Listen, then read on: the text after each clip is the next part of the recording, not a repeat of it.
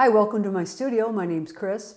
In this video, I want to talk about how I take a photograph like this, which doesn't look like a very good picture for a watercolor painting, and turn it into a reference image for painting like this. I'll be using Photoshop and showing you all my tips and tricks. Let's get started.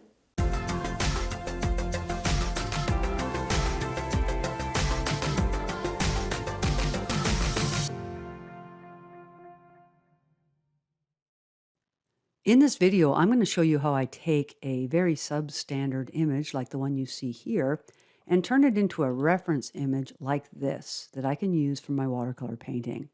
This image, as you can see, was taken from a car window. A friend and I were driving down a country road near my home and I saw this beautiful red barn. I love to paint red barns and asked her to take this picture using my cell phone. But you can see there's quite a few problems with the image. First of all, the horizon line is not level. It's leaning towards the left. And in addition to that, there's quite a few distracting elements in the picture. We obviously have the frame of the car door. We have this side rear view mirror here. And I need to remove those because I obviously don't want to paint those elements in the image. Also, really the main subject matter of the picture, which is this red barn, is not positioned very well in the frame. It's too small. And so I want to change the composition of the image using cropping and the rule of thirds. I'll show you how to do that. And lastly, the exposure of the image really isn't very good. Again, it was taken with a cell phone camera. It was taken while we were moving, which introduced blur. So there's a number of things I can do to just improve the exposure of the image, and I'll use some filters in Photoshop to do that. I am using Photoshop version 2022, the latest version as of this filming. However, the things I'm going to show you can be accomplished using an earlier version of Photoshop if you have that. Also, the things I'm going to show you can be accomplished using free photo editing software like GIMP or Pixlr.com. And I will leave links to those free software editing software programs in the description below, so you can check that out. But let's get started. All right, the first step is to straighten the horizon line. I'm going to come in here and grab the crop tool and simply put my cursor near one of the corners where I'll get a rotation tool image or icon and then just begin to rotate it. The grid appears on the screen, allowing you to line up those grid lines with the horizon until you get it just the way you want it, then let go. And I also have the rule of thirds grid turned on. That is turned on up here in the button. You see there's a number of different types of grids that you can use, and I like to use usually the rule of thirds. So I've gone ahead now and I've straightened it, and so I'm just going to hit the check mark up here at the top. And as easily as that, I've improved the composition quite a bit just by rotating the image. Now, the next thing that I want to do is use that crop tool again with the rule of thirds grid, and I want to just improve the composition. Back to my crop tool, and I'm going to set up the ratio for this picture to a ratio that I like to use often.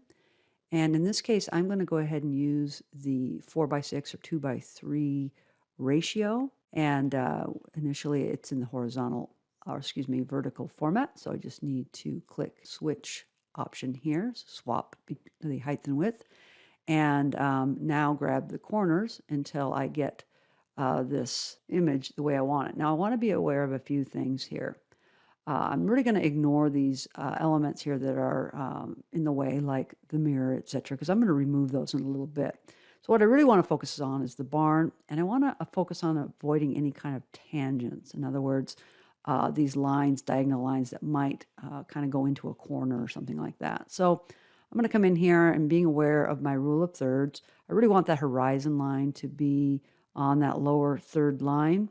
And also the hot spot, they call it, or point of emphasis here is right at the intersection of these two lines. And that would be a really good place to put your primary focus of attention for the image. So I'm going to put the barn there at this intersection in the lower left corner.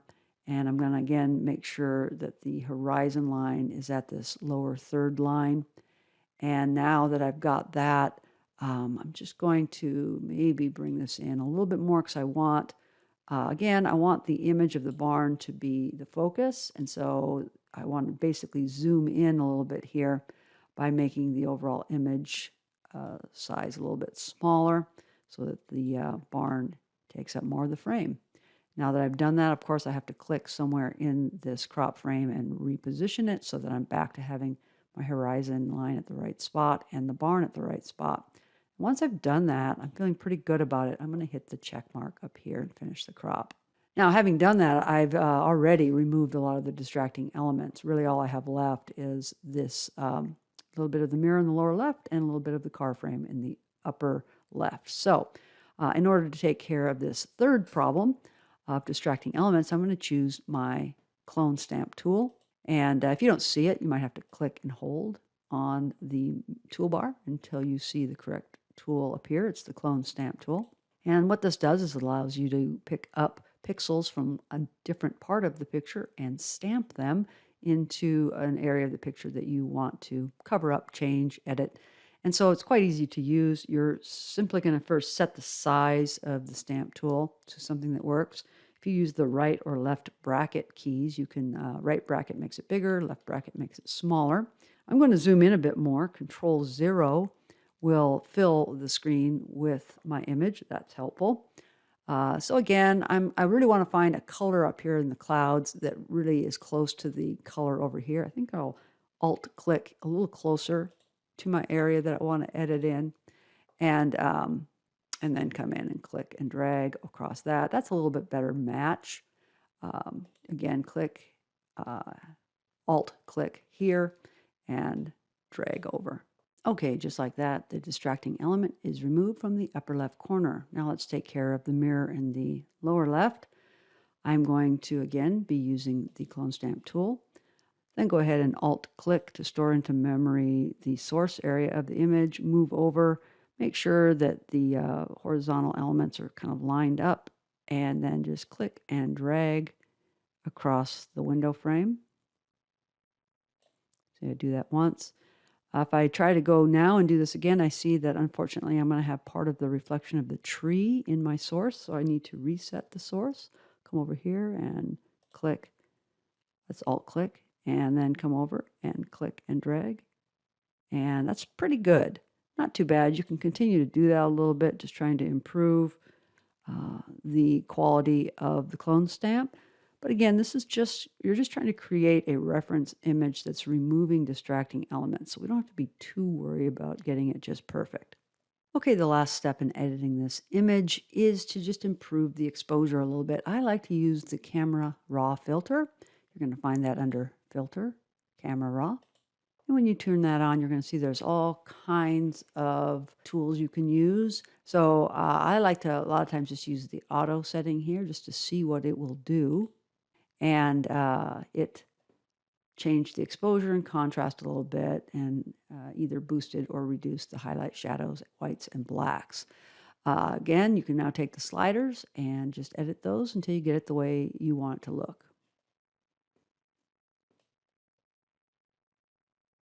I don't want to edit the picture too much. I want the colors to still look very realistic, lifelike.